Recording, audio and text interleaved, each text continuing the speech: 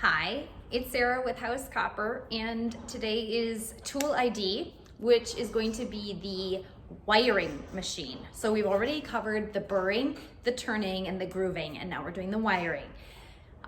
Just as a reminder, this is what to look for if you're looking to buy one of these tools and trying to identify one of them. I've actually had people who have come to me recently saying, I found a whole bunch of, wiring and, or not wiring, burring and setting down machines, and I have to be, I'm sorry, those are both just turning machines. So this is to try and identify what you have and whether or not it's in good shape. If you want to know how to use these tools, you can find that video in my other videos, and I will also link it to the description below if you want to see how to use a wiring machine in action. So without further ado, let us go to the wiring machine. All right, so this is the wiring machine. It is often confused to be either a burring or a turning machine, but it is not. This is a closed body, which means it's a later model, an open body piece. Most of my other pieces, I have about half and half. If they have an open gearbox, they're older. If they have a closed gearbox, they're, quote, newer, meaning the patent is usually mid-1800s as opposed to early 1800s. Now, what you're gonna be looking for, as always, is making sure that this top piece here goes up and down straight. If it is warped, kinked, jammed, you better either be a good machinist or know somebody, because if this part does not work, you have a machine that is not going to work. And that is true for all of the other hand turning machines. You also want to make sure that this is in pretty decent order. Even if it does have the original wood handle like this one does, it will likely spin. That is fine. What you want is to make sure that the gearboxes are able to move very cleanly and freely. Now, if you need to, you can always open this up, make sure you know where everything goes, and you can clean out the entire interior gearbox. It's totally doable. It's just a pain in the butt, and you better take your time and make sure you know how to put it back together again, because there are no manuals in existence on how to put one of these back together.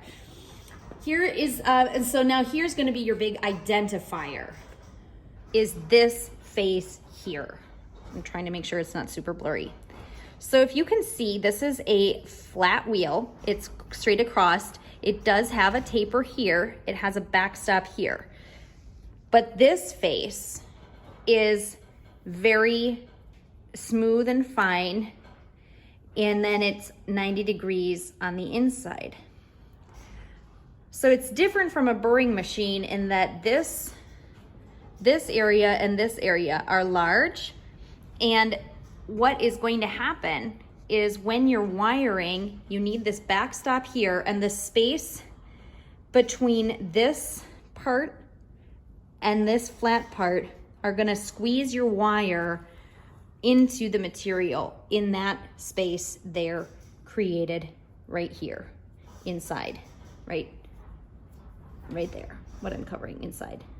It's so hard to do this without it like not going blurry, but so I'm going to show you the difference between now the burring and the wiring and the turning. So here's the wiring, flat face here, big wide 90-degree surface here, and a relatively large one here to account for all different diameters of wire. Now over here, just for comparison, turning machine. Do you see the difference? Well, this still has this 90-degree here. This is a rounded, skinny face. That's the only part you use. And there is a deep groove here. You can get this in large and small faces, but you will always have a turning machine will always have this deep groove here that this groove fits into, versus a burring machine, which is going to be extremely skinny here. There's going to be this 90-degree step here. And then while this is flat, you never deal with that. So you're always going to, like, this part will never move on a burring machine. So like this can move, that, like, my backstop will move.